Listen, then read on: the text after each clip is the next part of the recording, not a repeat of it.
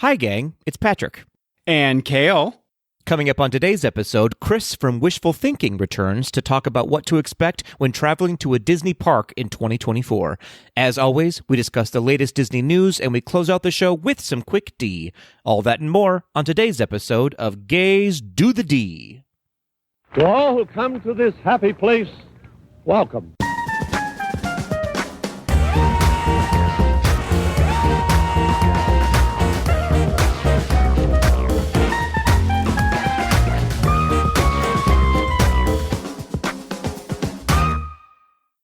Kale, Thanksgiving for you, English.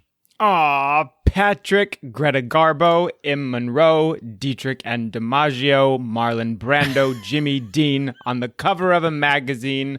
Kazuki. Oh, he's moved to song lyrics now, I see. Yeah, I mean, we've got to switch it up. This is true. We got to stay fresh. We got to stay fresh. Yeah, don't want to get stale. It's true. No, absolutely. No stale kale for Thanksgiving. No. You know what I mean? Whatever. What? I know it's your that favorite. was done on It's your purpose. favorite. Yeah. Kale, however are you? I mean, I hate that it's getting dark at 3 p.m. my time, but not too bad. Yeah. Things could be worse, you know. I could be crying, but we're fine. Yeah, that's true. What a great outlook. You know what? Things could be worse. Is that where we are right now? Yeah. Yes. Well, it's not my least favorite day, so we're doing good. Right. No, I mean it's so we talked about this briefly last year. Well, we actually talked about it in great length last year, but seasonal depression and how it's very real and that a lot of us really struggle from it. Yeah. This is sort of that phenomenon of, when you make yourself anxious for the sake of being anxious, like when sometimes you sit down and you realize you're not anxious and you're like, that works you into a panic attack because then you're waiting on the anxiety and then you're anxious. That's sort of what's happening right now. It's sort of like, I know the seasonal depression is coming and therefore I kick it into overdrive. And so you're waiting for like the anxious shoe to drop. And then you throw it on the ground instead because you've been holding it the whole time. like outside it gets dark very soon. Inside it gets dark very soon. I'm just kidding. Oh yeah. Inside it's dark right away. Right. But how are you, Patrick Kazuki? I mean, same, I guess. I'm good. I'm absolutely fine. I actually love this time of year, but it does more and more as the years go on. Like you just said, like it affects me a little bit more and more. And so I just have to stay on top of it and be aware of it and call it out when I see it. And so things are good. It's not my worst day. So there we are. That's right. That's our new thing. It's not my worst day. You know what? It's not my worst day. So things are great. Right. So I have to talk about this because it's my favorite thing. And I feel like we've never talked about it on the podcast, but it's my favorite sort of like inside behind the scenes story of you and I. And that is that in 2014, you and I both in separate cities auditioned for the national tour of the Book of Mormon. And almost made it. And potentially we could have been starring opposite of one another in the national tour of Book of Mormon. I mean, in my head, I almost made it. In reality, it was probably like, next. Okay. Absolutely See, that's not. okay. The way you pitched this to me was that you were essentially offered and turned it down because you had better opportunities. This is not. I never. Okay, I was like, I would have never. That sounds exactly like me. Yeah. No, but that's true, though, right? Because you went in for Elder Cunningham. Elder Cunningham, yeah. That's right. So I went in. So originally it was, I forget the elder who's the tap dancer. I forget his last name, but Elder something. But I was McKinley. Elder McKinley. It off, that yes. One? Yeah. I went in for him and Elder Price. Or I think I actually, because you got asked to audition, correct? Like you had someone, I submitted, but I mean, like they invite people based on their submissions. Yes. I think, yeah. Yeah, so same. I had actually, I think I submitted a headshot and a resume, and then but at the time, when I first went in, there was no set character I was auditioning for, and then they broke us into like different groups, and so I auditioned for Elder McKinley and Elder Price. Oh, interesting. And then after auditioning for Elder Price, then it was that they were sort of like, okay, that's the one. And so I went back for that one a couple times, and then randomly, like I could kick myself now, but at the time I'm sure I had some like justified reason for doing it. But that was during the snowpocalypse of Atlanta. And so when the final callback was supposed to be, and so they had to reschedule those and come back to Atlanta. And then when they came back to Atlanta like 2 months later for the final callback, I was like, nah, no thank you, which is the stupidest thing probably I've ever done. But the dumbest. That's funny. Yeah, they sent me right away, like sight unseen, Cunningham's sides and the music and all that stuff, and so they were like, "Oh, he looks weird." Elder Cunningham, of course. Let me tell you what's hilarious is that like typecast. We were very much typecast, you and I, but there could not be an opposite of like you're absolutely Elder Price and I'm absolutely Elder Cunningham in real life. Well, I mean, like Ben Platt played Cunningham on Broadway, so I mean, it doesn't matter. It's not a size thing. I hate saying that, but they generally cast somebody who is rounder and more curvy than the other, just to make them stand out. And so I think they like somebody who is different looking, and apparently I am different looking. So but that seems like it was a much funner role to audition for. I remember them making me like probably 20 times in a single day. They made me do that. And God said, Joe, people really need to know that the Bible is in 2 parts. There's a part 3 to the Bible, Joe. It was exhausting. Not for me. Not for me. All right. Well, we're 20 minutes in. Have you yet to talk about anything Disney? Nothing Disney. But that's my favorite. That's my favorite little story. Tweedles at home. Tell us, would you pay to see the Book of Mormon starring PK and KE? Maybe we'll do a scene at our next Patreon happiest hour on Earth. That's happening. Yep. That feels like it must happen. All right. Okay. We got to move on. Okay. Move on. Let's see. Where are we? Happy Thanksgiving to all of our American listeners. Yes. Happy Thanksgiving. Should you celebrate Thanksgiving or Happy Friendsgiving or Happy Thursday to anyone who doesn't? Yeah. Whatever. Thanks-living. I'm Thanks-living. Work. Thank you so much. Okay. So we also, speaking of Thanksgiving, we're giving thanks to our newest Patreon member, Kathy. Kathy recently joined our Patreon membership, our Patreon family. She also, I happen to know, just bought a medal as well, one of the GDTD 5K medals. Kathy she's said, amazing. These boys slay. I'm supporting them in every possible way. Got them. Yep. And I also ran into Kathy in the parks when I was just there recently. So Kathy's winning. Like you literally ran into her? Slammed right into her. I didn't know where I was going. I was blindfolded. Oh, man. I'm sorry, Kath. Well, she made her choice. But thank you, Kathy, for joining the ranks of our Patreon membership. Yes, and speaking welcome, of, Kathy. Welcome. A while ago, Kale, do you remember this? We put out a call to action for our Tweedles to send us their pitch for Patreon. Yes. We got one. We got a voice memo from our favorite at Andy Heath Puppeteer. He sent us his pitch, and I'm obsessed with it. We might have to use it all the time. Or, Tweedles, you have some homework to do to beat Andy's. All right. Here we go. Okay. So, for those of you who don't know, we do in fact have a Patreon membership that you can be a part of for as little as $1 reoccurring a month. All you've got to do is head over to our website at gaysdothed.com, click on that donate button, and you'll be invited into our global family of Patreon members, where you'll have access to extra special episodes of Gays Do the D, raw and uncut. And you'll also get invited to Zoom Happy Hours, the happiest hour on earth, which is all about chatting, drinking, and perhaps some fun giveaways. And don't forget, you are automatically entered into any draws that we do, and sometimes entered into exclusive draws for Patreon members only. So you've got even better chances of winning those illustrious prizes. What are you waiting for? Head over to gaysdothed.com now and click donate. Okay, so I'm going to make an executive decision and say that Andy Heath Puppeteer won. Never mind. Everybody cancel your pitches. Cancel. We picked. Cancel call for pitches. Cancel backup. Cancel backup. Absolutely nailed it. That's amazing. Better than we could have ever done. Hilarious. But it was very good.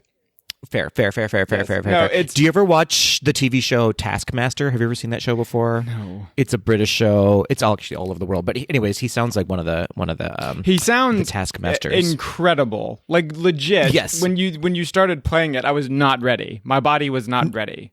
I mean, I was like, but it's ready do now. You have a recording Andy studio that we Puppeteer. can use? Right. Because, yeah. Gosh, well done. Here I am at home with stuff glued together and taped, held together with string. There's literally a brick wall behind me and a window that's barely holding on for dear life. Well done, Andy. And well done. Yeah, Andy. you're right. Send them in, everybody. But we'll see if you want to compare yourself to Andy. I'm a tough critic, and I've made my mind up already. I don't know if anyone wins. We're just playing them. No, really there are winners and there are losers. This is fair. Fair. Happy Thanksgiving, everybody. Only Andy can win. All right, that's the new name of our game. Only Andy can win. Yep. Bye, losers. Wowzers.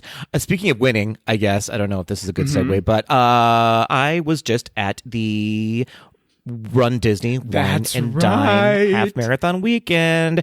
Super fun. So we should do, this episode is not about a recap. I feel like we've recapped Run Disney weekend so many times, but a quick recap maybe. A recap and also a shout out to you for doing this because you nail it every single time and you work very, very hard. And sorry, I'm going to be your cheerleader on this episode because you know what I did? You. I stayed here and didn't run. So you did, but you called me every single day and asked how it was after the 10K, after the half marathon, after the party. Yeah, it was. I will it was always. great. No one will ever love you like I do. That's probably true. And that's really sad because the bar is very low. Yeah. Very, very low. But it was a really fun weekend. I have to say, I hung out with my great friend, Justin, and my other great friend, of course, Jack. But Justin ran the 10K and I the love half Justin marathon with me. Oh, nice. They're amazing. I wasn't aware that he did both the races with you. That's awesome. He did. Yeah. And Jack, bless his heart, met us after the race there at the finish line after the half marathon. I'm with Jack. He's great. I'm with Jack. Well, you were at home with Jack, but I mean, Jack was actually there. So yeah, but you know what I mean. I'm like in future, if you ever invite me to one of these things, I'll be with Jack. Aw, with a beer in your hand at the end of the run. Yes. I also hung out with my great friend Matt and Julie, who live here in Minnesota. We had dinner with Brian and Kevin, who live in Florida. Let's see, we met some of our Tweedles. I've hung out with them before, but Mark and Justin and Mark's mom and uncle both did the 10K as well. So very nice. Done to you. I have to, a little side note. Mark is, and he's going to hate me for saying this, one of the fastest people I have ever seen in my entire life. I'm not going to out him and what his actual time and placement was, but let's just say his photo finish pictures are just him in the pictures. So that goes to show you how quickly he finishes these runs. So well done to you, Mark. Well, good job, Mark. Yeah. Good job. I also got to hang out with Jody Chase, who we interviewed here on the podcast. Very nice, yes. Very nice. Parks performer Jody Chase. I got to hang out with Steven, a new friend who, how do I say this without saying anything? I may have met Steven before in space on a Star Cruiser at some point. Oh, okay. Steven, an alien. Stephen the Alien, absolutely. So hello. And of course, I got to we've hung out before, your sister Holly and her family. That's right. We ran into each other at the party afterwards. What a treat. We were staying at the same resort, though, and never ran into each other there. Listen, it was mind-blowing to me because you had sent me a picture of your Little Mermaid room, and then Holly turned her, literally minutes later, I'm not kidding, sent me a picture of her Little Mermaid. Because I told her, I was like, Patrick's going to be there. You guys should. And she was like, oh, yes, I'd love to see him. And we tried. Yeah. But then randomly, because I don't even think I realized they were staying at Art of Animation, but she sent me a picture minutes later of the same stature or whatever, and I was like, you guys are in one another's peripheral vision and don't even realize it. Y'all are probably next door to one another. But so crazy. I am glad that you guys did get to hang out, even if just for a little bit, because I know she was looking forward to seeing you. Yeah, we got a great picture together. It was very lovely, very lovely. So hi, Holly. congratulations on the 10K, by the way. Well, this isn't about her. She has her own thing. Okay. So, okay. All right. Moving on. Let's see. What else did we do? What's new? Oh, you know what? This is something that you did recently as well. On your most recent trip is the Moana walkthrough, the water experience. Yeah. Thoughts on the Moana water walkthrough? Okay. So, first of all, I don't think it's bad by any means whatsoever. No. I thought it was a very, very cool experience. I think that this was one of those things where this is going to sound absurd. I feel like it photographs and videos way better than it actually is in person. I was very much expecting it to be far more grand, I think, than it was. Yeah. I think it's very weirdly placed in Epcot. It just sort of seems like it's very, I don't know. It just seems like there's got to be a better spot for it, really. And then I was a tiny bit disappointed with how, I guess, like on Instagram and stuff, things looked much bigger. They looked grander and Sure. that whole thing. It was a little bit sort of wah at certain points throughout it walking through. I didn't hate it. I wasn't disappointed. I would absolutely do it again. I also think it's a perfect, for a park as hot as Epcot, I also think it's a perfect little break, right? To sort of walk through, cool down for a sec, be good. That's a good point. But it was interesting because I think I had built it up in my head that it was going to be something like, and it was very, very cool, but pictures of it just looked stunning, Yeah. What about you? I think the same. I mean, so I had the privilege of seeing it. We got to go at the after party, the One and Done after party, and so it wasn't very attended, the water walkthrough. So I imagine I experienced it at very low capacity, which is key, I'm sure. Yes. Because when I can tell you, it was the exact opposite for me. I mean, it sort of wasn't a walkthrough. It was almost as if the whole thing was a queue. Do you get what I'm saying? Like you were sort of, and so it was a little bit different. Yeah, and so I imagine if you're waiting your turn to do some of the neat things that the water does, at that point you're like, oh, well, it's not that neat for a 25-minute wait to very go much so. Do it. Yeah, but it is neat if you just can walk up to it and it happens and it's really totally, neat. Yeah. And the effects are great, and I did also see it at night, which I'm hearing is the way to do it, is at night because it's so beautiful and it's so lit up, and it's the lighting effects are great.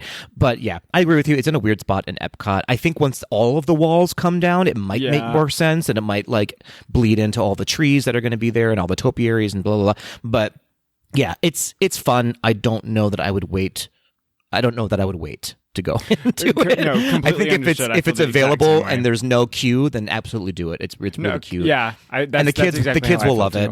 Yeah. So the kids would love it. Yeah.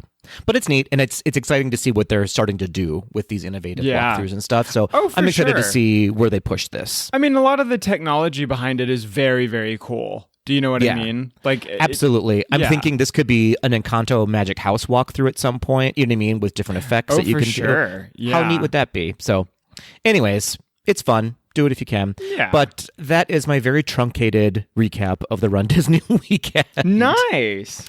Thank you so much. So congratulations to all of the runners and all of the supporters and everybody, all of the people who run Disney. Well done. It was a great weekend. I have some notes. It wasn't my favorite course in the entire world, but oh dear, for another day.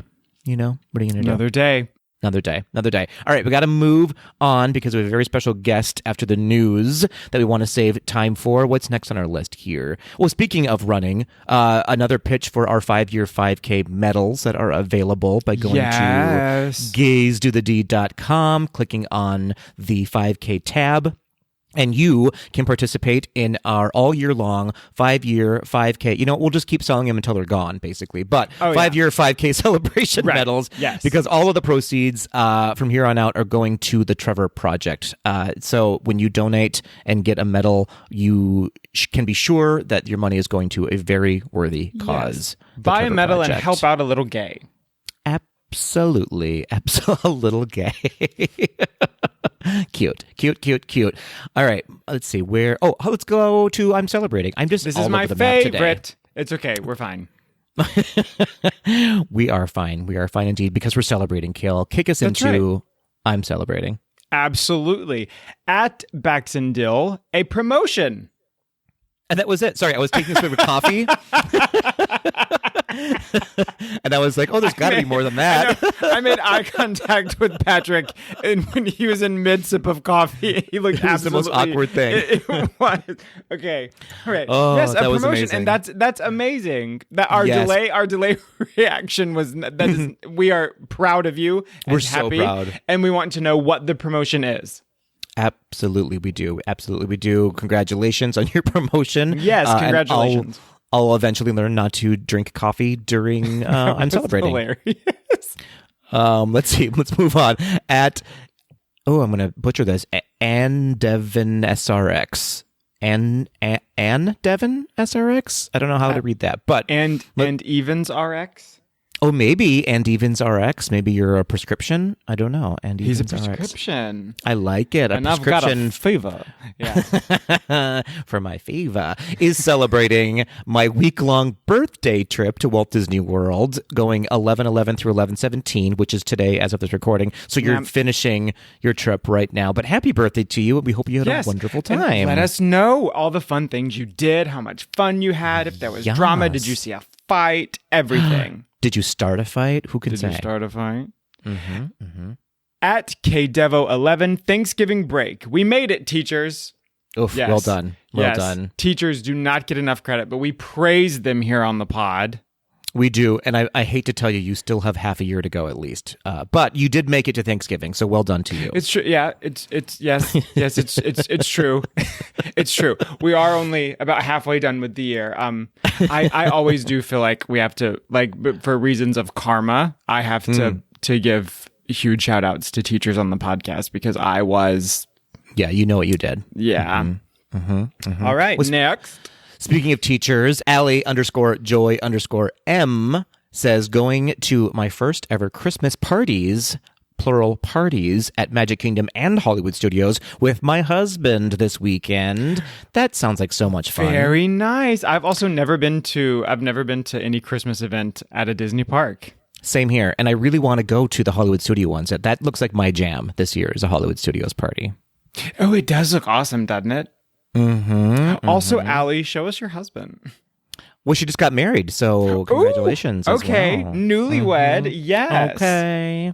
At Parmesan Cheese, surviving. And you know what? Good for you. Seriously, congratulations. Every day's a gift. Round of applause, Parmesan cheese. Indeed. I think it's Parmesan cheese. I think you're saying Parmesan cheese. I said sorry, I'm a little French. So like we say Parmesan. Jean-Clise when we say fantastic. Yeah. Obsessed. All right. At Sean Cruz says, looking forward to watching both The Marvels and Wish this weekend. I can't wait to see Wish. Same. Also, Sean Cruz is my fave. He's delightful. You're going to see him in July for the, what's it called? The gala. That's right. Sean Cruz. Sean Cruz. Let's blow all these losers. Wow. Nope. No. We need. Okay. Let's move on. Moving on. Moving on. Staying and moving on. Okay. Staying and moving on. At run.dive.jwr, 7 weeks to Dopey, 7.5 weeks to Disney Cruise on the Wish. So okay, so you are about to Dopey and then get on that cruise ship and expect for sea legs to just grow. Although, what a better way to relax after running Dopey. Completely, yes, completely. Yeah. But good luck to you walking up that plank up to the ship. I was about to say, yes. Good bless. But congrats and awesome. Congrats. Moving on, we have at Scott in the Woods recovering from COVID. Oof. So sorry to hear that. Yes. Yeah, well done. You got through it. Well done. At Stevachu, officiating my friend's wedding. Aw, congratulations. Unless it's one of those best friends wedding scenario with Julia Roberts. Oh, fair. Well, are you officiating the wedding of the love of your life? Let us know. Sad. He's an officiachu now. An officiatachu. Yes. That didn't work out as well as I wanted it to. Officiate you. No, but I get it. In my head, I'm trying to do it too. It's not working though, but I get it. Amazing. Yes. Well, that was this week for I'm Celebrating, Kale. What a great bunch. What a great bunch of celebrations. This is my favorite. You guys have to tell us everything you're celebrating every single week. It's incredible. All the things. All right, we have to move on to this week in Disney history, Kale. But before we do, can we talk just literally 1 minute, because I forgot to put it in the show notes, but the new trailer for Inside Out 2. Thoughts? Go. I cannot believe you and I like love this movie, and so I can't believe neither one of us put it in the show notes. I know. It's upsetting that we didn't, but no. And then how about not even with the entire first 10 minutes of this podcast we talked about anxiety and didn't even acknowledge that that's the new character. It's funny. I popped briefly in my head and I was like, "Oh, I certainly put it in the show notes." And I was like, "No, I sure didn't. I sure didn't put it in the show notes." No, I know. No. So Inside Out is one of my absolute favorites. This Inside Out 2, I am absolutely stoked for. I think it is going to be an amazing movie. I think so too. And the fact I'm a little nervous because, I don't know, anxiety is a really tough subject, and very much so. It could be a really hard one for people to watch, and if you don't get it right, it's upsetting, and it's completely. You know. And here's the thing, that we've only seen a small glimpse of the character so far, but from what we've seen, it's not someone jittery, it's not someone scared to come out from behind a door, it's not someone with a blanket over their head. That's scared a great of point. And so I think that it seems like there was a ton of consideration taken in this. Right. Mm-hmm. And also, when I say all of that stuff, anxiety manifests itself in us, in everybody, in a completely different way. And so absolutely. That doesn't mean that it doesn't manifest itself for somebody that way, that it wouldn't resonate with someone if that was the case. And so I think that they're doing a very good job, at least right now, of making sure that it's sort of universal and standard, and everybody can sort of relate to it on a level. Agreed. Okay, so more to come on that. I don't think they have a release date yet, did they? I can't remember. Well, anyways, it's coming out at some point. We will do better, guys. We're so sorry. We've just been really off our game since we didn't make it into the national tour of Book of Mormon. Speaking of anxiety, I mean, 9 years ago. You know what I mean? I know, yes. All right. One more thing to get through before we move into the news, Kale. Are you ready for this week in Disney history? Yep. All right. Great. Thanks so much. Okay, here we go. All right, 118 years ago, Kale, on November 19th, 1905, this actress was born in New York City. She is maybe one of the most mentioned voice actors on our podcast. She was the original voice of Madame Leota for the Haunted Mansion. Do you know who it is yet, or do you want me to keep going? It's Eleanor Audley. Correct. Ding, ding, ding, ding, ding. Oh! Well very done. nice. Well oh my done. goodness.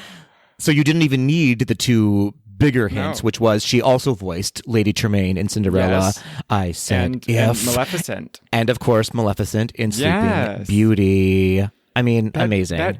I just got the biggest confidence boost from that. You did? Okay, well, are you ready to maybe go on to another one? Or... Okay, let's try it. Okay, you ready? You're on a high. You're on a high right now. Okay. 33 years ago, Kale, on November 19th, 1990, this resort officially opened in Walt Disney World, residing in the Epcot area of Walt Disney Resort. The resort was modeled after a New England beach front. Do you know which resort that was or is? I want to say it's Beach Club, but that's not right, is it? Ding, ding, ding. It's absolutely the Beach Club Resort. Amazing. Wow. I mean, let's go to All the news I do because is we don't get win. better than this.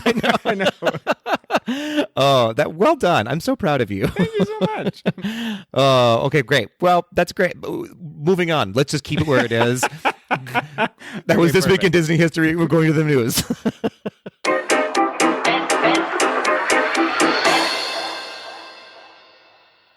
Hey, Patrick.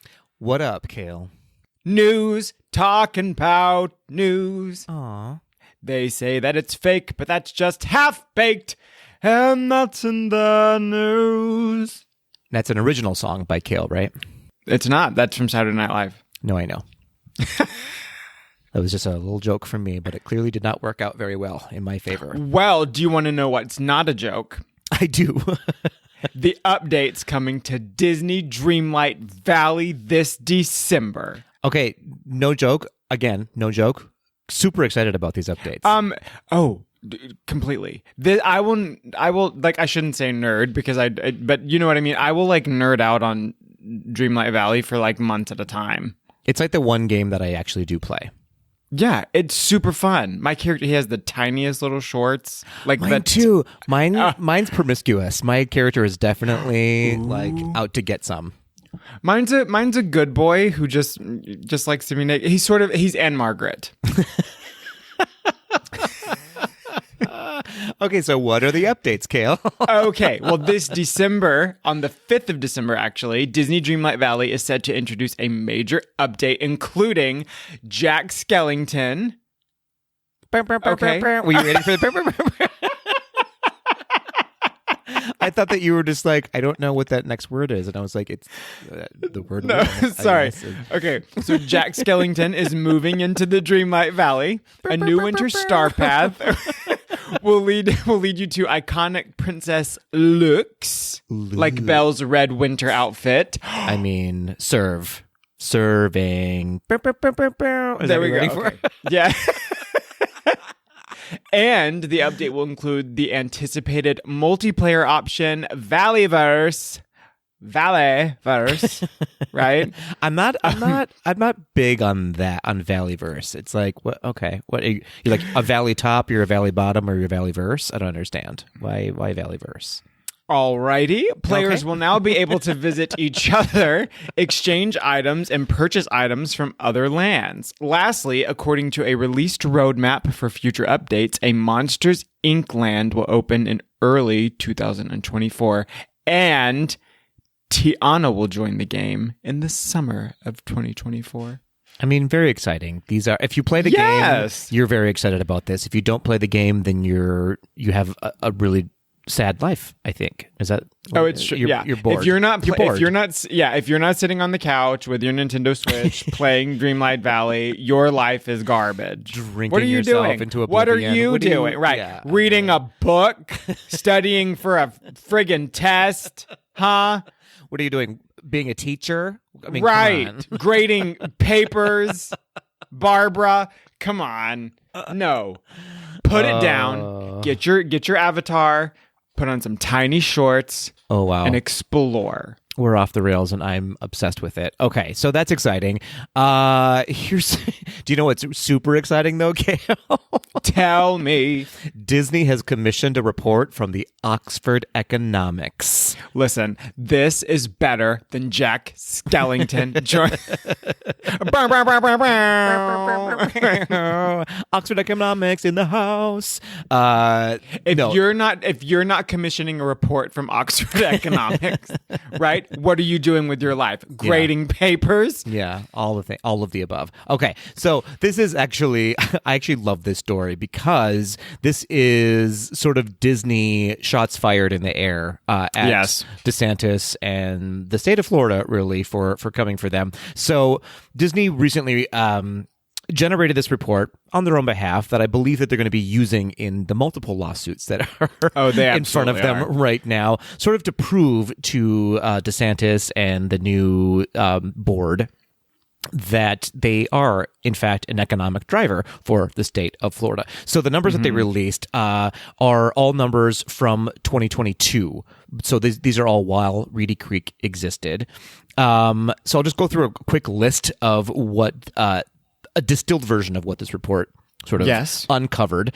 So, according to the report that was released this past week, Disney generated in 2022 $40.3 billion, that's with a B, $1 billion in total statewide economic impact. Now, within that impact, 263,000 direct and indirect jobs were due to Disney. So that's 1 out of every 32 jobs in the state of Florida were employed by Disney. Incredible number. Now, that figure includes Disney's workforce of 82,000 people across the state. Within Central Florida, Disney directly supports supports 12% or 1 in 8 of all jobs in insane. Central Florida. I mean, it's ridiculous, that number. I know. Let's see. So it goes on to say, for every direct job on site at Disney, an additional 1.7 jobs are supported across Florida. Without Disney's statewide job impact, Florida's unemployment would jump from 3% to 5.4%, which would take Florida from the 21st lowest unemployment rate among all 50 states to the second highest unemployment rate in the country. So, said another way, without Disney, Florida would be number 2 in unemployment in the country. I mean, that's wild. That's absolutely wild. Insane. Okay, so some more numbers. Disney generated $6.6 billion in tax revenue, including $3.1 billion in annual state and local tax revenue generated by Disney, visitors, employees, and third-party businesses, helping to fund local schools, law enforcement, public safety, parks, roadways, and more throughout Central Florida. So that's a direct blow to DeSantis's claim that Disney was not paying taxes, basically. In right. Florida. I mean, yes. Clearly that is not true, because they generated $6.6 billion in taxes in 2022 alone.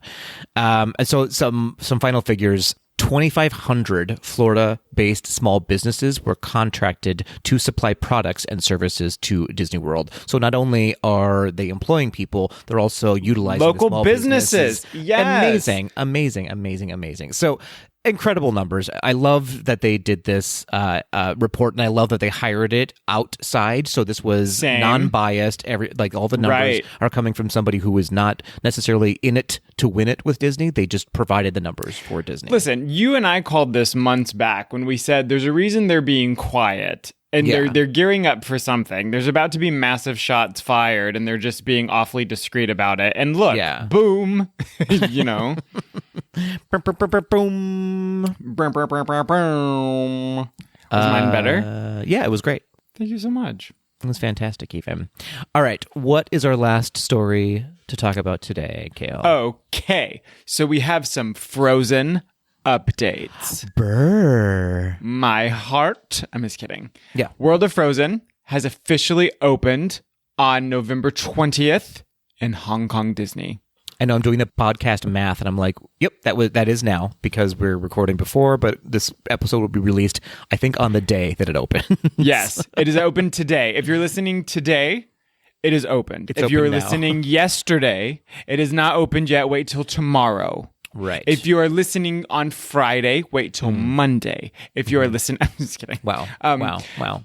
Also, during a media event earlier this week, Bob Iger reconfirmed that Frozen 3 is in the works, and he announced that the team, including Jennifer Lee, is also working on Frozen 4. No set dates for either film yet, but how exciting. Super exciting. Listen, I'm sure they're going to do a great job. In my head, I'm like, do we need 4 Frozens? But okay. I can handle a 3. If a 3, I would be excited to see the trailer for a third one. 4 does seem a lot for just a Disney animated film. I mean, the animated film in 3 sequels. Yeah. I mean, I guess I do get it. So I don't want to step on the toes of your next line here, but I guess it makes sense considering all the Frozen stuff that's coming to Disney. Right? Oh, for sure. Yeah. Well, do you want me to tell you what's coming? Won't you please? Okay, theme parks around the world will be getting Frozen updates as well. A Frozen area will open along with the Fantasy Springs expansion in Tokyo Disney Sea in June 2024. And the Kingdom of Arendelle is set to open in Disneyland Paris in 2025. Amazing. I mean, and that's including the other Frozen things that are happening in Disney World and Disneyland, and they're everywhere. It's insane. Frozen's taking over the world. I mean, you're not wrong. You're not wrong. I wonder if they're filming or working on 3 and 4 at the same time because they're worried that people are aging out of it, like the actors that they have involved, that they're like, I don't know how much longer they're going to want to do this, so we better just contract them now. Yeah, but you know what's funny, though? Because to me, it still seems like Frozen is still, on the newer side of Disney. But think about it. It's been 10 years. Like, right? And so like, cause it came out the year my niece was born. Sadie is now 10. But like, even when you go to the parks now, there's 3 and 4-year-old little girls who know every song to Let It Go. Yeah. They're absolutely obsessed. It's still a cultural phenomenon. Yeah. And so who knows? Maybe it's not going anywhere anytime soon. I talk like I think 4 is too much. Watch 3 come out and me demand 4 immediately. 6 and get 7. Arrested outside of the theater. Yeah. Because they won't show me 4 early. It's happened before. I wish this was a joke. What are they supposed to do? Share? That's it. Yeah, that was good. Thank you so much. Look at you coming through with the pop culture references. Yes. Not dated at all at this point.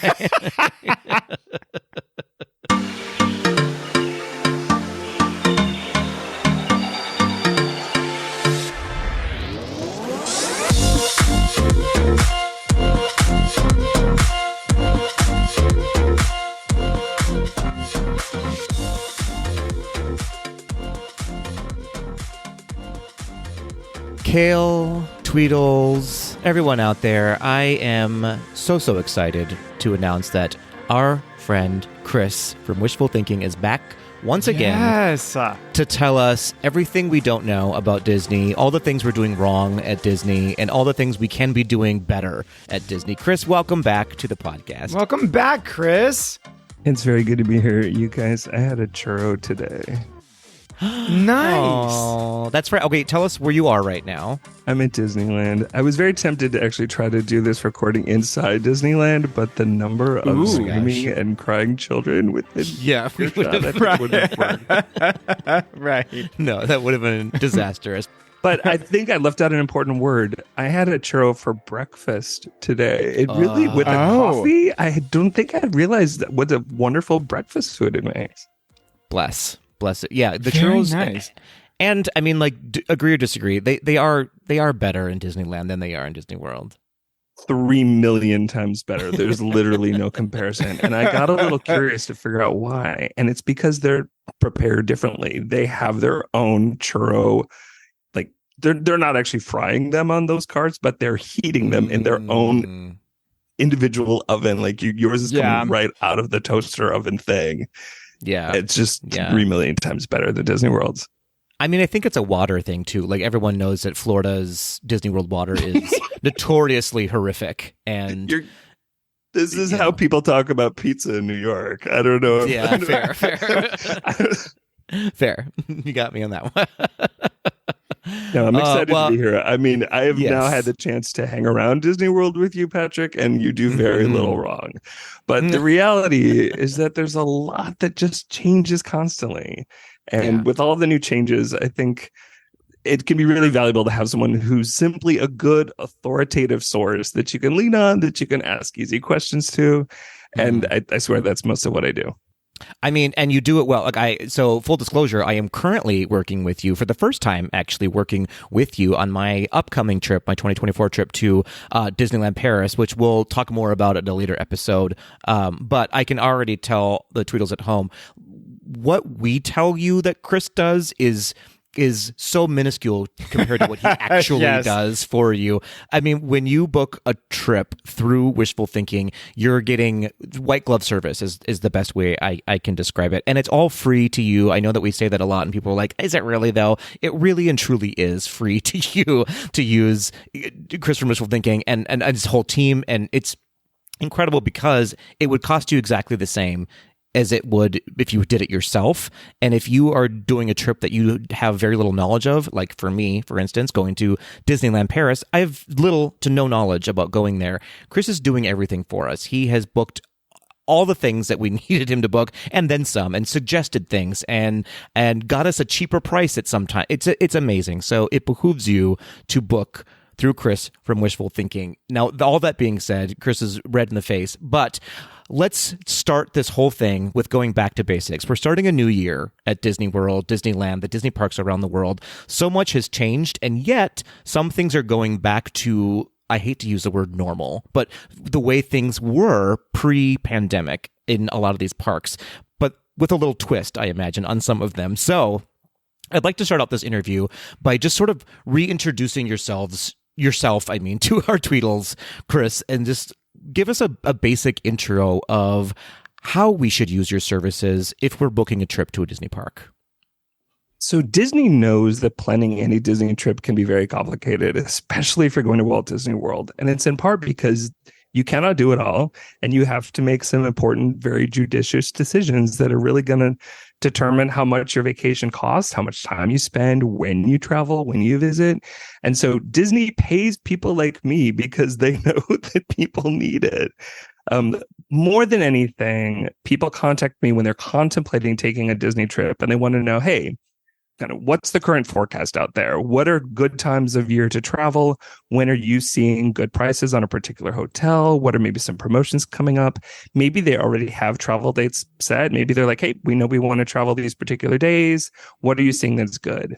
But someone like me, who is literally doing my full-time job booking Disney hotels and tickets, thankfully, I really do know what's good and what's not so good. So even if it comes down to things like price, if someone says, hey, I see that Pop Century for this particular night is $300, like I know enough to be like, that's actually very high, and I could actually find a much better rate for you if we just move your travel dates forward or back a little bit.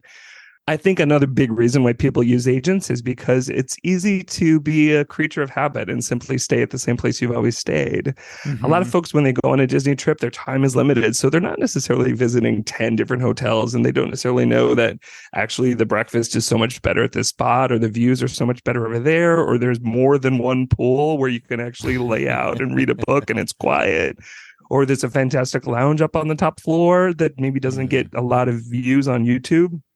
There's so many things that never make it into social media channels, or even worse, there are YouTubers who just have incorrect information. I have seen even among very good, very popular social media channels where they've just gotten some important facts wrong. So when you're an authorized Disney vacation planner, Disney vets us, and Disney constantly trains us to know the nitty gritty, everything from which rooms are handicap accessible, which rooms have connecting doors, which rooms have which bed types, and then the actual promotions that are coming down the pipeline. So if you book through an authorized Disney vacation planner at any point, if you already have that booking and then Disney announces some fabulous promotion, like with a 4-night stay, we're going to give you 30% off of your tickets, I'm an agent who literally knows when those promotions are coming, and the day they come, I can apply those promotions to my existing bookings.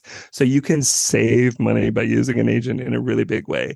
Disney, much as we love them, they're not going to call you up and be like, well, did you know that we just lowered the price on your vacation? But when you worked with an agent, I literally just click a button and I can save people hundreds of dollars. Happens all the time. So half of what I do is just help people choose a hotel and find good promotions. But beyond that, ideally, you have a good source in your pocket. Rather than having to call Disney and wait on hold for 45 minutes to get some answer, you just shoot me a text message and say, hey, is it true that there's no fireworks on the nights of the Halloween and the Christmas parties? And I'm like, well, there are, if you have a party ticket. Or other things, logistics. People all the time book character breakfast, and they're like, oh, how can I get from my hotel to that hotel? And those are the kind of things that are kind of hard to Google. But you shoot me a text, you get the answer. That's a great point. I mean, a lot of people think, and I had this notion as well, that it's sort of your planning on your end, Chris, ends after our trip is booked. And that's not the case at all. Simply not the case. You're not done until the end, basically, of my trip, and maybe even a little bit beyond, because if I have questions, even while I'm on the trip, even while I'm in line for Peter Pan's flight, and I have a question, I can send that to you and you'll find an answer for me as soon as you possibly can, whether it's changing a dinner reservation, whether it's getting a new dinner reservation or booking something you forgot about. You can do that while we're still on the vacation, and there's no additional fee. I think that's incredible. That's something that I genuinely like to do. Like, my goal is for people to have a great vacation and then tell 5 friends about me. Like, that is my goal. So I think before I became an agent that did this kind of thing, I would have been hesitant to use one, because I think I would have been fearful that they would have been trying to talk me into things or upsell me. That is not my goal at all. My goal is to hear what your budget is, what your real wish list is, and then help you figure out how to actually make those wishes come true. So if someone's like, well, we really want to have brunch at Shafar's Homecoming. So, when we're at Animal Kingdom, we're going to spend the morning, then we're going to have brunch, and then we're going to catch, Avatar. And I'll be like, it's going to be quite a while to get over there and back. Let's maybe think about brunch another day. So if people share their plans with me, I can catch the red flags. But I really do help people. I had a whole family that was traveling to Paris, terrible snowstorm, numerous flights were canceled. They showed up in Paris 2 days later than their initial plan. Who was the one that was able to literally copy and paste everything from their itinerary forward by 2 days? Me. And if they had booked that themselves, they would have been worried about catching planes, making their luggage on time, and then also rearranging everything at Disney. Having me on that reservation can be a major lifesaver. I think another thing that folks don't know that I don't promote maybe as much, but I am also authorized through SeaWorld, Busch Gardens, Universal. Even if someone just wants a day at Universal, I've got a lot of great info there. And if they buy a ticket through me, they get into the park, early park admission for free. So there's perks of working with me. And I do book dining reservations. I wake up at 6 a.m. The very good track record. I can't say it's 100%, but even for things we don't get on the first go round, I can almost always get it later on. Nice. I love it. So walk us through the recent announcements surrounding resort deals for 2024.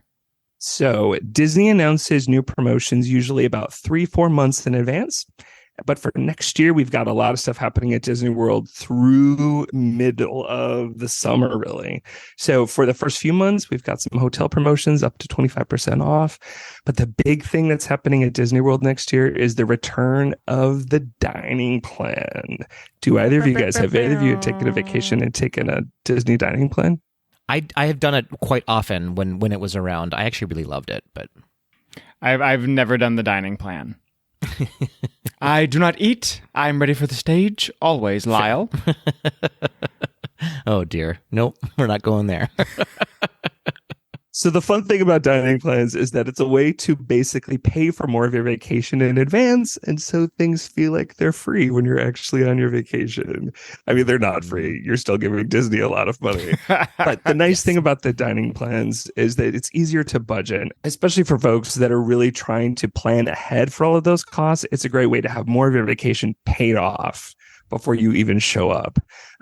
The Disney dining plan has 2 different tiers, and I won't go into details, but there's a link on my website that answers like 30 of the most frequently asked questions, and even the less frequently asked ones, just explain all the nitty-gritty of it. But they're promoting it for next year, and so if any of our listeners out there have kids, right now they've just announced that through June 30th, kids age 3 through 9 who have a dining plan and a ticket will get 50% off of both their dining plan and their theme park tickets. You just have to have a minimum of 4 nights stay. But you have a surprising number of listeners with kids, Patrick. I've helped a number of families that have contacted me. It's just super fun. I know. And gay days is always fun to see those gay families that have kids. That's super charming and endearing and makes me tear up. I know. Aww. It's true. I love it. Okay, wait, I'm going to put you on the spot real quick with a dining plan question. Maybe you'll know who can say. I know that it used to be this way. A lot of people were so worried about using all the credits that they have. And if I get, so what I remember from the last time the dining plan was around, if you didn't use all of your dining credits, which is easy to do, that you just don't simply use them all the time, you can trade them in for like snack credits and buy things like Goofy sour balls or something to bring home with you, because that counts as a snack credit and you can trade so many snack credits for a meal, et cetera, et cetera, et cetera. Is that still going to be true for 2024? You have stumped me. We do not know yet. They haven't answered that question. It's one of the big questions we're waiting to find out. But the key thing I can tell you is that they listened to a lot of guest feedback from before the pandemic, and there are now far fewer snack credits. Like, people were just loaded up with so many snack credits last time that they would bring home a suitcase full of Goofy's Candy Company. So for that reason, there are now fewer snack credits, and it's still cheaper compared to the way things were before. The costs have actually gone down for kids, and they now have it's kind of a simpler, more streamlined series of plans. That makes sense. Okay, so all of this leads us to probably the number one question that we get from our Tweedles, and I imagine that you get from our Tweedles as well when they contact you. But so price obviously is on everybody's mind, and you were just talking about some of the deals that are coming up. But if you could break down realistically, what a trip to Disney World and or Disneyland might cost us in 2024 for maybe a single person going, a couple, a small family. In fact, one of our listeners at Boehm Preston asked specifically, how do you make Disney affordable for a family of 3 small children? And this is, again, so many of our tweeters wrote in with this question specifically of what's it going to cost us, and is it really going to be affordable for a family or for a single person going forward in 2024? As we know, prices have spiked significantly everywhere, really. The main thing that I always talk about when people ask me about price and how to save money is also the similar answer that I give to my other most popular question, which is, how can we visit the parks when they're not so crowded? The reality is that the answer to both of those questions is the same. Low season is much cheaper and high season is much more expensive.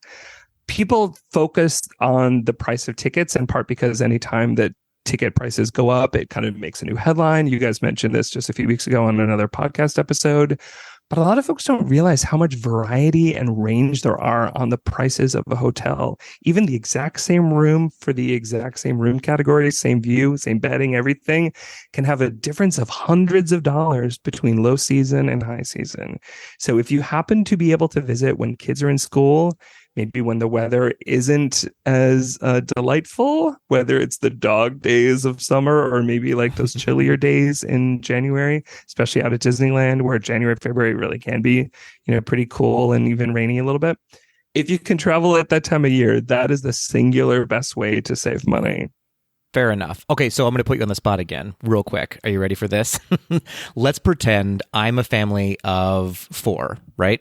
And I can't. I have to go during the summer. This is the only time we can go because the kids are out of school. We're both teachers as well. So let's imagine that scenario. What would be your biggest tip to save money when you go to, I feel like Walt Disney World is the most traveled one, so we'll just use that one for example. What's the biggest way that you can think of to save a bundle of money if we have to go during the summer? The best thing you could probably do is stay multiple nights, get a 2-day ticket with the Park Hopper Plus option that also gives you water parks. If you do that, it's not that much more money, especially if you have young kids. Kids go crazy about time in the pools and the water parks. There are so many families that get so excited about taking us to get on some rides or introducing them to some characters. Then they get to Disney World and all the kid wants to do is just hang out at the pool. Especially if you don't have a pool like at your house, or if you're someone like me where like we swam at the local YMCA, which was not exactly thrilling. Fair. So a 2-day Park Hopper ticket gives you enough to be able to hop into the parks, do the real highlights. If you need to, you can get a little individual lightning lane to hop on one of those super popular rides. But any water park ticket that's included on a Park Hopper ticket is going to give you the same number of theme park days in water park days. So with that 2-day ticket, you could have 2 days in the water parks and 2 days in the theme parks. It's 4 days, and it's really not that much more money. Interesting. I did not know that you could do that. That's fascinating. Yeah. Hot tip. The other major thing I'd recommend for folks that are looking to save some money would be to consider the partner hotels or the Disney Springs hotels. We can a lot of time find rates there that are very cheap, and especially the Disney Springs hotels are getting most of the same perks that the Disney Resort guests are getting. They still get early park entry, and the theme park transportation from the Disney Springs hotels is quite good.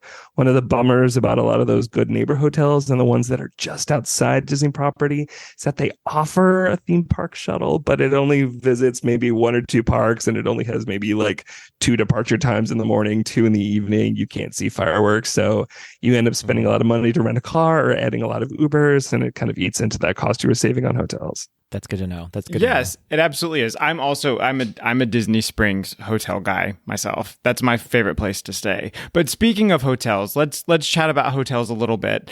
What would be your recommendation of a hotel per tier? I'll jump in before Chris answers, because this is a question that we always get too. Yes. Kale, right? Of like, where do I stay? Right. What's the best hotel? What's your favorite one? And it's so hard. It's so hard to narrow it down. But I feel like Chris can answer better. Like, we have our choices, but like we're also, you and I don't have big families, and so we don't have that to consider when thinking about. No, but truthfully, that's when people are asking me like about planning a trip. That's the first thing they always ask is where to stay, and I always go home. I'm just kidding. All right, so this is a hard question to answer because it's kind of like choosing a favorite child. And I have certain hotels that I'm very fond of because of their atmosphere, and I just could hang out there all day. There are times that I literally go into these hotels just to do a day of work sometimes. Well, I think this is why it's a great question for you, Chris, is because you've been to all of the hotels, literally. And so I think we really want to know, where do you want to stay for each of the tiers that are at the hotels? Okay, so for anyone that's looking for a truly luxurious hotel, the Four Seasons is it at Walt Disney World. That's it. If you're over at Disneyland, the Grand Californian is lovely, but honestly, bang for the buck in terms of amenities and the quality of the furnishings, stay at the Westin right across the street. Interesting. Next category down, let's say the Disney Deluxe hotels. Yeah. At Disney World, I'm always going to go to bat for the Animal Kingdom Lodge. There's something wonderfully unique about it. And it's not just the animals that are visible outside your view. I mean, that alone is stunning. Where can you find that at a typical hotel, at any hotel in the United States, at least? You pretty much have to go on an actual safari. But they've brought back the cultural representatives. And so they have incredible cast members that are working there. Many of them were actual safari guides in their home countries. So there are folks from Ghana, Botswana, South Africa. These are folks who really do know these facts about the animals because they've worked in and around these natural environments, and they can speak from a personal experience that's just delightful. But they also do music and drumming circles. They do cultural lessons. They do woodworking and other fun crafts and things with kids. And these, I don't know, I grew up in a tiny town in the Midwest. I'd never met anyone from Africa. And the chance to go to Animal Kingdom Lodge, it's a great place to do a resort day when you're not even going into the parks. And if you don't stay there, I will still tell everyone, if you can make it over to go to dinner at Sanaa or Jiko, I know you guys would back me up on this. 100%. This episode was brought to you by Animal Kingdom Lodge. People sometimes say that Animal Kingdom Lodge is far away, or the Animal Kingdom Park is far away. But if you actually look at a map of Walt Disney World, it's actually the Magic Kingdom that's far away from everything else. Almost everything is actually clustered at the bottom of Disney property. And then Magic Kingdom is in this satellite up in its own universe. So if you have it in the budget to stay in one of the Magic Kingdom resorts, that's great. But just recognize that you are going to be commuting, possibly an hour, sometimes longer, to get to those other theme parks. It's great to get to Magic Kingdom, but how many days are you going to do at Magic Kingdom? So you're adding potentially 3-4 days of commuting to your days. So for logistics and comfort and transportation and dining and all of those things, I would probably send people to either the Epcot resorts, so Boardwalk, Yacht Club, Beach Club. You've got all the dining, Swan and Dolphin right there, or to the Riviera. Okay, so the next tier down, moderate, yeah. Moderate resort. Almost everybody tries to stay at Caribbean Beach right away because they think that it's got the best transportation, with it being right there on the Skyliner. That is true. However, that also means that it's typically the first moderate resort to sell out and the one that is least likely to receive promotions. So if you want to save some money, do Coronado Springs. That's where we always see great pricing. Although there are buses, the buses go all the way around the resort and will come and pick you up close to where your particular room is. Whereas some of these other hotels, you literally have one big bus stop and you're going to have to walk 10, 15 minutes to get to that bus. So Coronado Springs, great dining, great location, cool atmosphere, fewer little kids screaming and crying. Yes, I would agree. I think it's my favorite resort, Coronado Springs, for sure. Okay, and then last but not least, value resorts. Where are you staying in a value resort? It is a popular choice, but I would choose Pop Century just because of some of the same things we just mentioned. It's on the Skyliner, which is lovely. Rooms were recently renovated, got lots of extra power outlets, a lot of the extra luggage storage space, the fact that one of the beds folds up and has a table underneath, and I still have some dining there. Yeah, Pop Century is the one to do. I'd agree with that. I feel like also the footprint isn't so massive that you're walking 15, 20 minutes to get to your room. It's not that bad. And it's it's like on one side there's the bus, and on the other side there's the Skyliner. So it's really convenient. And for that price, I would say Pop Century is the way to go as well. Yeah, if you're looking to save some money, it's usually not that much more than All Star, but it's far more convenient. 100%. Yeah, absolutely. Kale, what's your resort of choice? I can't remember. Did you already say? I just don't listen to you anymore. Of all of them? Yeah. Probably Beach Club. Beach Club is probably my favorite. Yeah, it's a good one. Okay, so what about Disneyland? And while we're discussing it, can you give us some previews of what to expect in 2024? Disneyland in 2024 is the place to be. Oh, literally, it's a Pixar place to be. I was lucky enough to go to the grand opening of their delicious new restaurant that just opened 2 days ago. So for those of you that aren't aware, Disneyland only has 3 Disney-owned hotels. And the fact that there are only 3 means that it is, they typically sell out pretty quickly. Both Disney's Grand California Hotel and Spa and the Disneyland Hotel are at the deluxe level with prices to match. But when Disney built DCA and then they opened Paradise Pier, they opened the Paradise Pier Hotel, which was a hotel that was previously owned. They kind of did some mild theming, but it still kind of looked a little long in the tooth, one I'd say. And so it's been needing some renovations. And so they just did a floor to ceiling, really cool renovation. It's being named the Pixar Place Hotel. Its official grand opening is in January of next year. And the lobby and the pool already look fantastic. I just walked through. They've got a great workout for those of you that like to visit the gym every day. The new gym there is fantastic. And they just opened this delicious new restaurant. This is a restaurant called Great Maple that already exists here in Southern California. But the food at breakfast there is so good. I swear that alone would be a reason to stay at this hotel, because you could just come down and eat there every morning. Nice. Pixar Place will have more affordable rooms. I've already booked some clients that are staying there right at the opening. I'm super stoked for them. So that is one of the coolest things coming to Disneyland. Beyond that, they've also got a whole new tower at the Disneyland Hotel. One of the things we've always bumped into with larger groups who visit Disneyland is that they haven't had rooms within the Disney hotels that can accommodate all of them. And so they've just built this new DVC tower. And DVC rooms are rooms that DVC members can book, but regular folks can book just as a hotel. And so now they've got brand new studios, 1-bedroom, 2-bedroom, and 3-bedroom villas. If anybody's thinking about doing a big group, maybe going to Gay Days next year, that 3-bedroom grand villa would be a fantastic place for you and your friends. Those villas have full kitchens, living rooms, dining rooms, balconies, a washer and a dryer, places to hang out. They're fantastic. And I was able to visit just today. I did a walkthrough of one of the new rooms. The theming is really cool. It's all themed to different Disney stories inside. It's Fantasia, Princess and the Frog, Jungle Book, all kind of really cool details that people can look forward to.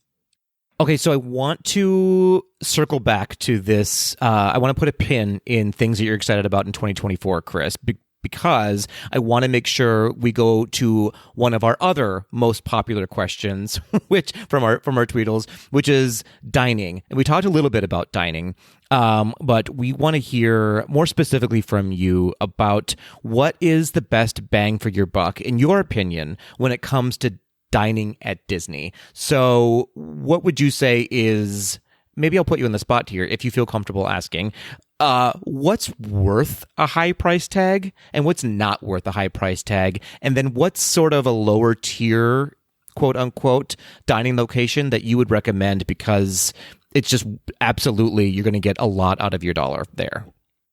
Patrick, you have non-stumped me, but give me a minute to think. Talk amongst yourselves. Where are your favorite restaurants, Patrick? I was just going to say, yeah, Kale, you and I maybe should answer too before Chris does. What's your favorite restaurant that's maybe a place that seems extravagant and is worth the price tag? Does it have to be resort specific or hotel specific? I mean, it should be Disney specific. I've said this before, and I know that this is sometimes a controversial opinion. I'm not crazy about dining experiences at Disney parks. No, it's fair. Yeah. Yeah. Brown Derby probably is the only place I get excited about a reservation for. Yeah. Yeah, that makes sense. I got you. I would say like new on my list would be the Roundup Rodeo in Hollywood Studios. It's not inexpensive, but you get so much food, and it's really good food as well. I would always recommend that. Okay, thank you for giving me time to think, because the reality is that when I started doing this professionally, my goal was to eat at every single Disney restaurant, and I think that I have.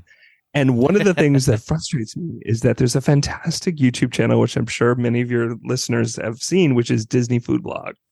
And Disney Food Blog generally is pretty authoritative and has a lot of good information. However, the reality is that they kind of make Disney food out to be some sort of fantastic gourmet experience. And the reality is that most food at Disney parks is fine. Like, it is meant to be palatable. It is meant to be inoffensive. It is meant to kind of please the crowds. And not only that, it is meant to be served to giant crowds. And so when you are attempting to prepare foods for mass consumption, the quality generally goes down. So the key thing that I always tell people is that the restaurants are better at the hotels and at Disney Springs than almost any of the restaurants inside the parks. The one exception is probably Cinderella's Royal Table, which, to my very sincere surprise, I do think is worth the price point, both for breakfast and for dinner. Back in the day, it was kind of stumbling along, but after the pandemic, they have now only having Cinderella there, and they've spent some of that budget on food instead of princesses. And I think that it's absolutely worth it. So if you're looking for an in-park experience, dining during the fireworks is, I think, kind of a hidden, lovely event, because you can see the fireworks right out those giant windows. They play the music inside the restaurant. It can be super romantic, at least while you're at a Disney theme park surrounded by people drinking drinks with glowing glow cubes with LED lights. You know, that is your definition of fine dining. Awesome. Another restaurant that I really do think is worth a splurge is Topolino's Terrace, both for breakfast and for dinner. It's pricey, but the cooking is fantastic. Yeah. There are others that I would really want to point to. I think Toledo at Coronado Springs, which I know, Patrick, you had the chance to dine at, I think is very, very good. That's a great one if you've got a group of adults and you want to feel a little swanky. Maybe you want to enjoy some cocktails. There's that great lounge next door. Anyway, I've already gone over my limit. As for bang for the buck, I would have actually agreed with you that I think Roundup Rodeo Barbecue is the new kind of best way to feed the family, and you can pig out. If you do a big lunch or dinner there, you're set. Yeah. If you're lucky enough to manage to get a to-go box, which they will give you sometimes if you're nice about it, you can turn that into some leftovers later. And then along those lines, of one kind of a sleeper hit that people don't talk about much is the food over at the Hoop-Dee-Doo Review. If you enjoy a good sing-along and some good old-fashioned jokes, the food there is fantastic. It is very American, so I love sending my international clients there. If they want just that real kind of giant serving served up the way Walt himself would have approved of old school Americana, that is the place to get it, both with the entertainment and a really, really good meal. Well, see, we just want the honesty from you. So we're going to get that every time we ask the questions. I appreciate that. All right, let's swing back now. I told you we were going to 2024. You talked a little bit about Disneyland, and maybe there's some more things there. But what are you most looking forward to in 2024 when it comes to Disneyland and Disney World specifically? Tiana's Bayou Adventure. Yes. Yeah. So I am someone who would go to bat for the actual ride experience on Splash Mountain. I just think it's wonderfully designed, and I think that they'll maintain a lot of those great elements of surprise in the new version. But I know that this is going to be unique and fresh and original in many ways. And yet I know folks who argue that Tiana deserves an completely brand new attraction, and I think that you can make a good argument for that. But I do know that what they're going to deliver is going to be terrific, and I'm very excited. We don't have an opening date. They've simply said late 2024, but I'm going to be there. I love that. And at both parks too, right? Are they planning to open both? No, it's absolutely. We don't know whether one might open before another, but the reality is that there's not a whole lot in terms of rides coming to Disneyland or Disney World next year. We do have some new entertainment coming. Epcot is going to have a brand new nighttime show, which is going to debut on December 5th. It's called Luminous, the Symphony of Us. They've started promoting some of their music. I think it should be fantastic. The composer, whose name I'm forgetting, is the same composer that wrote that theme that's playing in the front of Spaceship Earth during the evening. There's kind of a light show that's all glowing up, and it's this beautiful symphonic piece. So she has been hired to compose some of the music for this. We are also expecting some probably new entertainment over at Disneyland, but we're still waiting on some details for that. But the reality is that in terms of rides and lands and experiences, it's all about the international parks next year. 2024 is the year if you have been saving up to either go to Paris or go to Tokyo, Hong Kong, or Shanghai. Next year is the year. And I could talk at length, or I could try to be quick about it, but I've got some details to share if you want some dates and things to think through. Well, we already know the Frozen aspects because we covered that in the news. So anything beyond Frozen, we're happy to hear about for sure. So there are many people that simply have a life goal to visit every Disney park around the world. And a lot of those folks come to me and they know that I've been to Tokyo numerous times. I studied abroad in China during undergrad, and I've just loved my chances to visit Asia. Next year at Tokyo, Disney's newest land is opening, and it's coming to their second park at Tokyo Disney Sea. It's going to be called Fantasy Springs. It's going to be themed to Rapunzel, Peter Pan, and Frozen. And then within each one of those little mini lands, they will have all new attractions. I've spoken to Disney Imagineers who have told me that personally, these are the most exciting projects that they've ever worked on. They've recently just announced a few of the details. We know that at Rapunzel's area, we're going to have Rapunzel's Lantern Festival. You're going to be on a romantic boat ride. They're going to have a brand new Snuggly Duckling restaurant where the ruffians may be there to entertain you. Over at the Peter Pan area, that's what I'm really excited about. They're going to have brand new attractions for Peter Pan and for Tinkerbell. We don't really know all the details, but what they've announced so far sounds really exciting. And then in the Frozen area, they're not just doing repeats of the things we've already seen. They're actually going to have a brand new restaurant, the Royal Banquet of Arendelle. They're going to have Anna and Elsa's Frozen Journey. Will probably be pretty similar to what we've seen, but they're going to have other fun stuff. Within the new Fantasy Springs area, there's also going to be a brand new hotel.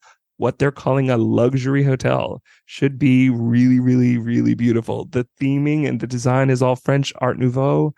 I don't know. It looks gorgeous. Nice. Beijing is opening its brand new land, Zootopia, on December 20th. They're going to have an all new attraction called Zootopia Hot Pursuit. I love the story of this. They've said that you're going to start out by meeting Officer Clawhauser, who is that tiger that certainly to me seems like a friend of the family, although they haven't said so. Yes. He is a big fan of Gazelle. And then we learn that Gazelle has been kidnapped. And we have to board cruisers and back up Judy Hopps and Nick Wilde on Hot Chase. And it's going to take you all to the plot of The Bodyguard. So that sounds really fun. I'm going to try to make it there. We'll see when I can make it over, but I'm hoping to get there soon. And then Hong Kong, you've already mentioned the new world of Frozen. But for folks that are planning to do all three, I say it's a good idea to start at Shanghai. You can stay in Shanghai for up to 72 hours without a visa. And then you can head down to Hong Kong and then finish on a high note, finish in Tokyo. Well, that sounds awesome. So we didn't necessarily get to Paris, but we do actually have some listener questions specifically about Paris. At Donovan would like to know what would be a good split between days in Paris itself and the numbers of days in the parks. That is my number one question for Disneyland Paris. So many folks actually have families, especially kids or maybe one member of the family that isn't exactly excited to go to Europe or isn't exactly excited to go to France or Paris. And they will use the fact that they're going to visit Disney as kind of a bait to kind of lure them, whether it's kids or maybe your spouse isn't all that excited. Regardless, if Disney is a reason for you to finally visit Paris, I'm all for it, because Paris truly is one of the world's most beautiful, most romantic, most charming cities. Paris is a big city. There's going to be graffiti. There's always going to be rats in Paris. You know, Pixar decided to turn that into a movie. But I love Paris. I love walking on the Seine. I love the Louvre. There's things in the Louvre that will blow your brain that you'd be like, why do we not know this incredible painter's name? But it's just because it's such a treasure trove of art that there's too much.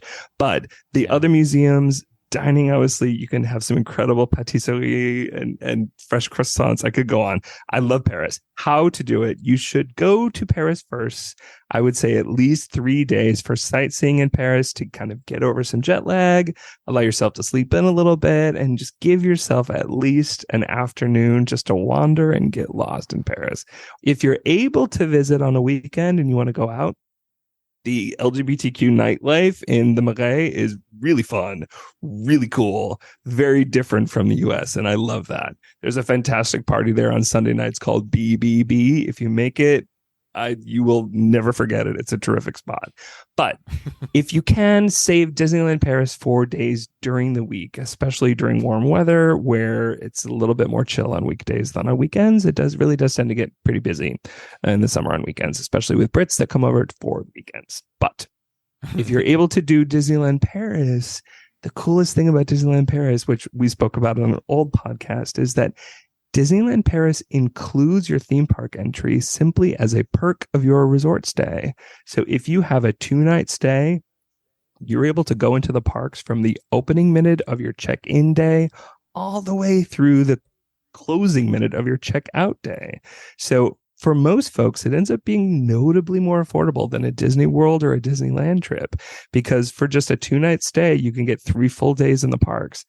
But because of the fact that Paris is about an hour away from Disneyland Paris, it's really about an hour on the train, plus possibly waiting for transit time. It's best to do your sightseeing days, stay in Paris. I have a great short list of great hotels to recommend for folks, and then go out to Disneyland, stay at Disneyland for your Disney days. Disneyland Paris is super close to Charles de Gaulle, so it's really easy to fly home from there. So we know that there's a new Disneyland Paris hotel opening. Can you give us any details about that? You guys, this is going to be probably the most magical hotel that Disney has ever had. A word like magical gets obviously overused, but they're really laying into that. They want you to feel as if you are a royal and that you have stepped into an enchanted hotel. I kid you not, there will be princes and princesses scattered all around the hotel making surprise appearances. When you arrive, they are going to have royal greeters who will announce each party as they check in, kind of like they do on the Disney cruise lines. Okay, I'm sold. That did me. But they're also going to have a kids club, which will provide kind of like the kids clubs on the Disney cruise lines. They will provide essentially unsupervised, like, kid activities. You could literally hand Disney your kids for a few hours, go enjoy some time in the park or a nice romantic dinner, and they will literally enchant them and entertain them in an enchanted magical library that has secret passageways. Like, we don't even know all the details that are coming, but it's going to be thrilling. Now, many of you might have seen photos of this hotel. The Disneyland Paris Hotel is that big facade. It's that big Victorian-looking hotel that's kind of like Disney's Grand Floridian. It's a little more pink, but it essentially frames the entrance to Disneyland Park. And so it has hotel rooms that directly look into Disneyland, that directly overlook Main Street, USA. That's going to be exciting. If you really want to splurge, those hotels are certainly not cheap. Those rooms are not cheap. But there's many other rooms, and I've been selling them. They just went on sale about 2 months ago. Many times these rates are actually cheaper than a deluxe hotel at like the Magic Kingdom area, like cheaper than Grand Floridian or the Polynesian Village Resort. So the dollar is going nice and strong in the Disneyland Paris current pricing, at least. But every room will have its own princess theming, and rooms are themed with their own magical enhancements. There will be, for example, the Sleeping Beauty room has a dress that shifts from pink to blue, and it's kind of the night. It's like a piece of art next to your bed. There's going to be glistening effects throughout the room in the Elsa Frozen themed rooms. You know, there's all kinds of magical touches that are coming. I think it's going to be charming. And I think especially for people that are planning a honeymoon or an anniversary or a special occasion, I think, man, that's going to be terrific. Paris is also getting a new show. They're going to have an all-new nighttime show called the Disney Symphony of Colors with an electric parade in the sky. They're taking those incredible drones that you might have seen, and they're building a whole new, they're calling it an homage to the Main Street Electrical Parade. There's literally, those drones are going to be floating as if they're a parade over the castle during the new nighttime show that's opening on January 8th. They also are going to get their own Frozen Land. We had thought it might open in 2024, but I'm thinking it's going to be 2025. They haven't given us a date for sure. But there's a new bistro that's coming. One of the things that's actually really been lacking at Disneyland Paris is a great French restaurant. It's been nothing. It's tons of American restaurants, but it's been lacking a really good French restaurant. So that's going to be opening next year. It's a new brasserie called Rosalie French Brasserie. Amazing. So Paris is the place to be in 2024 and beyond. And you're going to get to see some of that stuff, Patrick, because you've got this trip coming. Some of it, yeah. So many Americans are going during the Olympics. Others kind of want to avoid the Olympics and go either just before or just after. Right now, if you want to go during the Olympics, availability is still very good. So if anyone's, working for one of those American sponsors that's sending the whole teams over with, NBC or any number of American sponsors that send big teams over, reach out. I've got ways to set you up with a really good trip.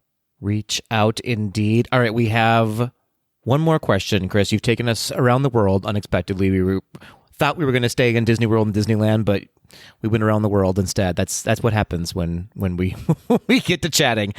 Everything's on the table, and I love it. Okay, so we have one more Tweedle question, and it's actually not really a question. It's from @FunJeff, who says, "Not a question, but thank you, Chris, for helping me, my boss, and several friends and family plan awesome Disney World vacations. And thank you, GDTD, for introducing Chris to us." That's a great way to end this segment, because our Tweedles are absolutely right. They're absolutely in love with you. They always have the highest of praise for you. And if I'm not wrong, I feel like you're getting more and more clients from GDTD like every single day. We always send them to you if they ever are asking if somebody has recommendations for them on how to plan a trip. Immediately we're just like, here's the website. Yeah. Let me Google that for you, and then we'd send them to your way. So thank you for that, because you've been keeping our Tweedles very happy for 5 years now. Honestly, that's very, very, very sweet. And I remember when I first discovered your podcast, and I was just, a fangirl out there being like, I want these people to be my friends. Will you be my friends? But the reality is that everyone that I've had the chance to assist through this podcast has just been delightful, has been wonderful. But the key thing to know, sadly, is Disney does have its rules. Disney only permits me to provide this level of assistance if I set up your booking. So if you've already booked your vacation and then you come to me, I can definitely show you information on my website. But if you want that personalized service, Disney only lets us assist if we are the agent on the booking. So there are times that Disney will allow us to capture a reservation if someone has booked it recently, but generally it's best as soon as you're even thinking about traveling, even before you have travel dates, just go to the website. There's a big red button, click any big red button, and it's going to take you to a form where you can just share your info real quickly. One thing that I didn't say previously that I do want to say is that I help as much or as little as people want. I never want to make people feel like I'm all up in their business. So if you're someone who doesn't necessarily want to feel like you have to share every dining reservation you're planning on, or, everyone, everything you're going to do, that's all good. Like, I can set up your booking and just be available for you in case something comes up or in case you need to make a change. Yeah. Or if you do want a little bit more hand holding or a little bit more information, or you want to kind of talk through your itinerary, I can provide all that as well. But all the help that I offer, I really follow the lead of what folks are asking about, what they're curious about, and maybe the things that they feel like they can most benefit with. That's great. And it's super easy to use. I am not only a fan, I'm a client as well.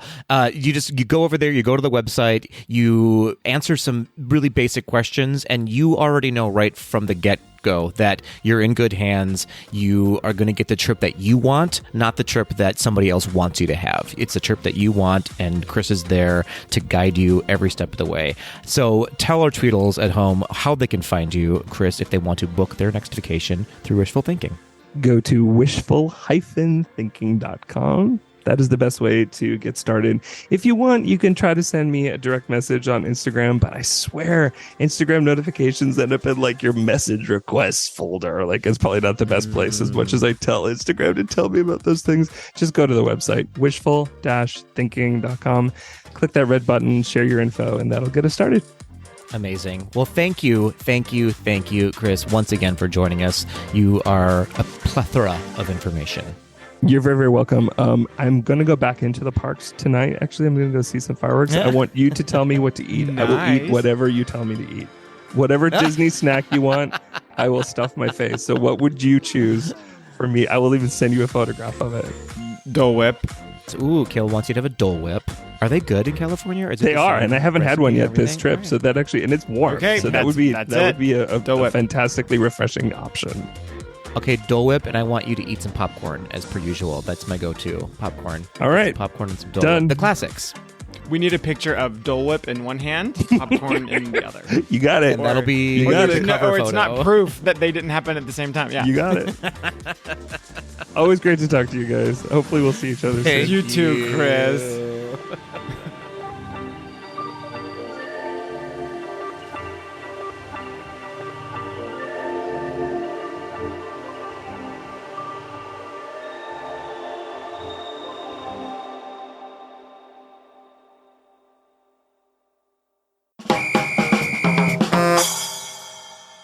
So I'm going to call Patrick out for a second. Great. Because during the break just now, I asked Patrick if I could record an episode where I talk like this the whole time. And he said no. Yep, I sure did. Is that calling me out? Why? Or is that... no, that's calling... I'm putting you on blast because you're trying to censor me. You're trying to control me. Yeah.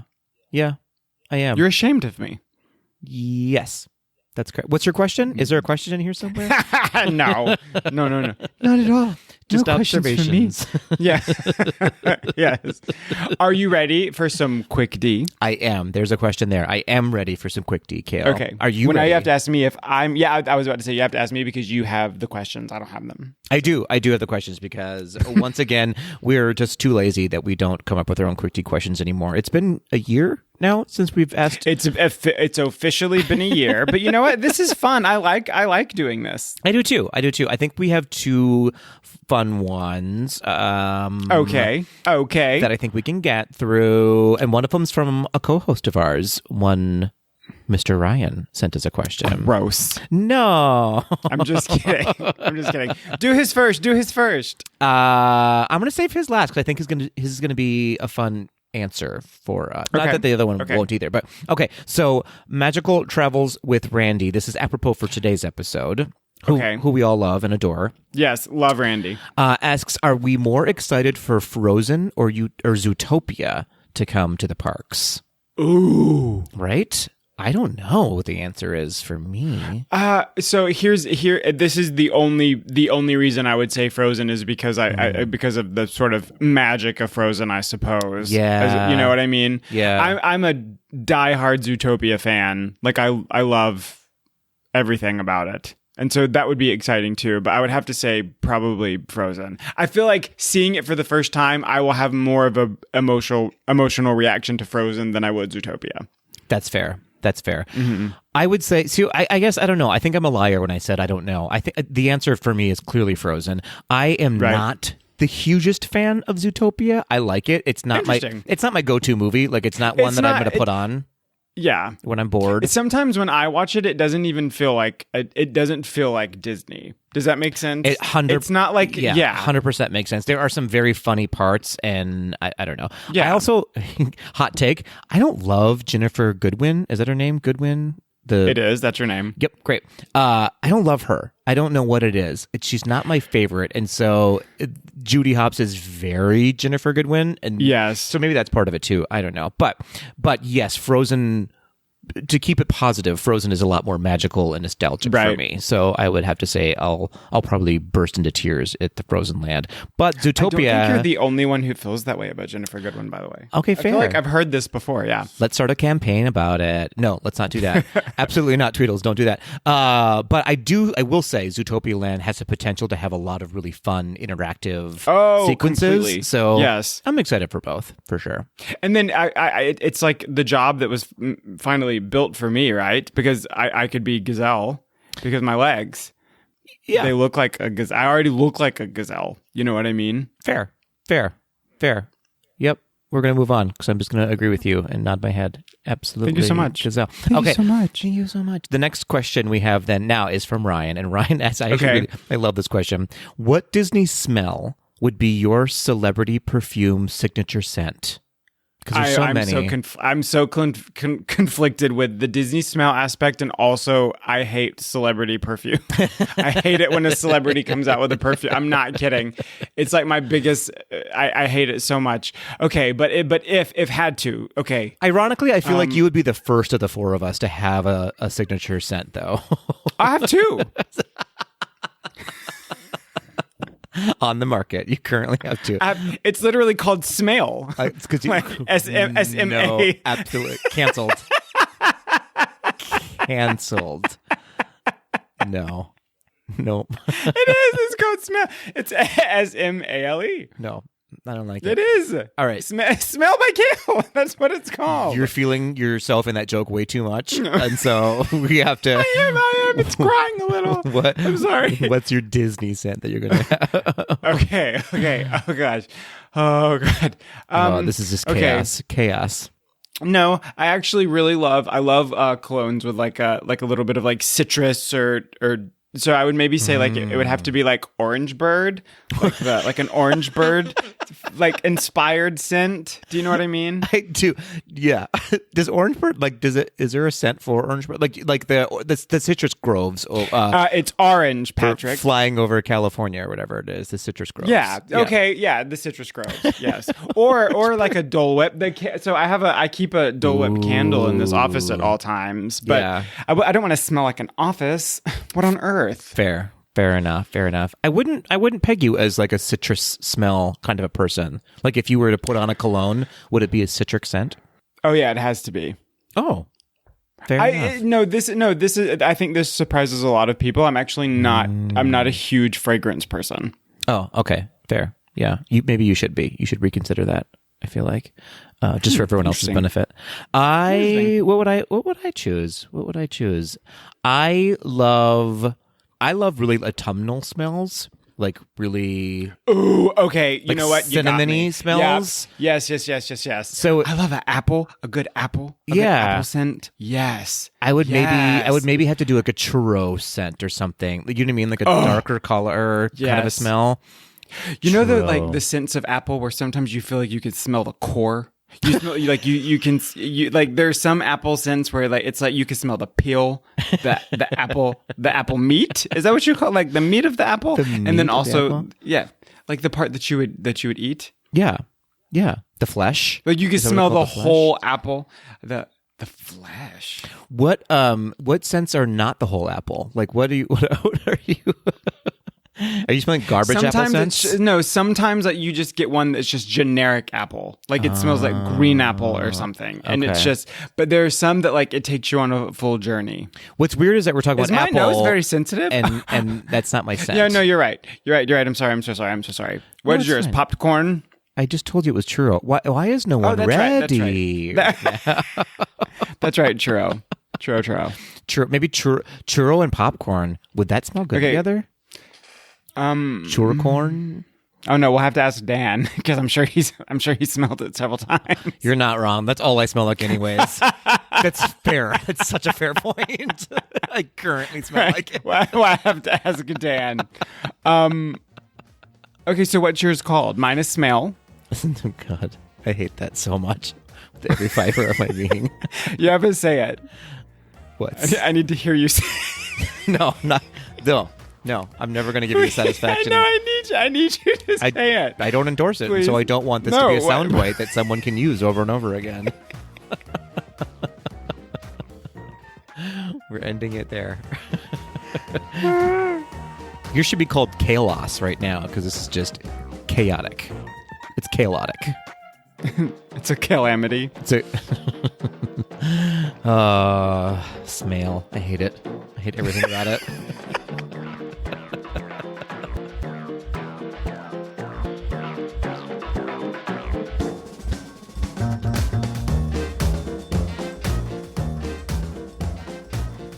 That will do it for this episode of Gays Do the D. Thanks for listening.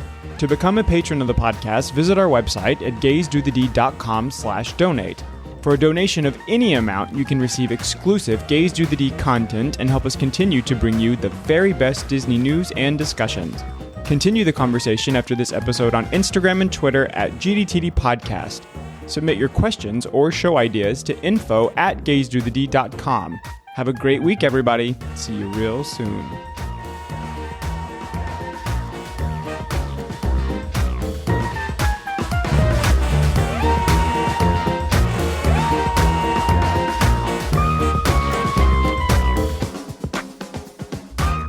Smell. I hate it.